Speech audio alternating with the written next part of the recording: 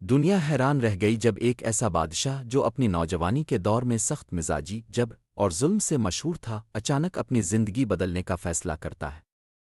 وہی بادشاہ جو ماضی میں دوسروں کو مشکلات میں دھکیلنے طاقت کے نشے میں چور ہونے اور رحم کے نام سے ناواقف تھا، ایک روز اچانک تخت پر کھڑا ہو کر اعلان کرتا ہے کہ اب وہ اپنی پرانی سوچ، ظالمانہ حکمرانی اور سخت گیر رویے کو ترک کر رہا ہے۔ اس نے وعدہ کیا کہ اب اس کی بادشاہی انصاف، رحم اور عوام کی بھلائی پر مبنی ہوگی۔ لوگوں نے اس کی بات کو مذاق سمجھا، مگر وقت نے ثابت کیا کہ وہ اپنے وعدے پر قائم رہا۔ مہینوں بعد وہی بادشاہ جو کبھی ظلم کی علامت تھا، نیک دل بادشاہ کے نام سے پہچانا جانے لگا۔ رعایا اس کی انصاف پسندی اور نیکی کی گواہ بنی۔ ہر طرف امن، خوشحالی اور سکون کی فضا قائم ہو گئی۔ مگر لوگوں کے ذہنوں میں ایک سوال مسلسل گردش کرتا رہا، آخر وہ کون سا لمحہ تھا، کون سی بات تھی جس نے ایک سنگدل حکمران کو اتنی بڑی تبدیلی پر مجبور کر دیا؟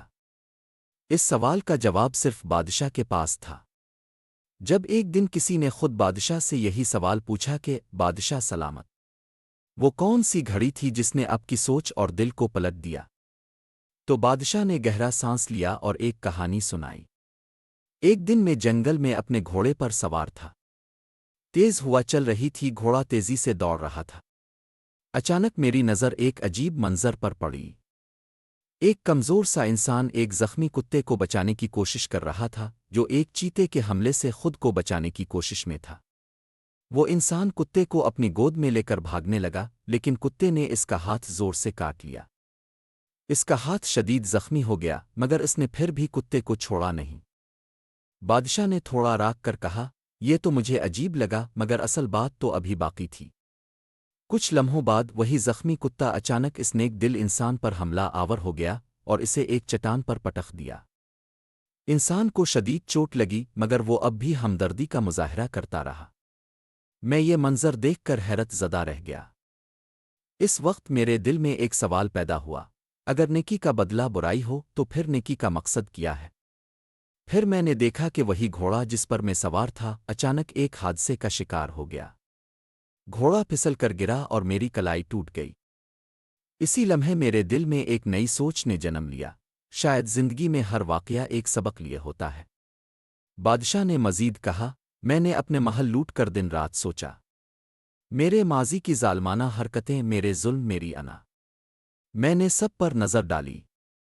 تب مجھے احساس ہوا کہ نیکی کبھی رائے گا نہیں جاتی اور برائی کبھی بے جواب نہیں رہتی۔ وہی لمحہ میری زندگی کا سب سے اہم موڑ بن گیا۔ اس واقعے کے بعد بادشاہ نے اپنی حکومت میں اصلاحات کی، ظالم وزیروں کو معزول کیا، مظلوموں کو انصاف دلایا اور رعایا کو وہ مقام دیا جو وہ حق رکھتے تھے۔ لوگ حیران تھے کہ ایک ایسا حکمران جو کبھی رحم کی زبان نہیں بولتا تھا، آج رواداری، محبت اور عدل کا علمبردار کیسے بن گیا۔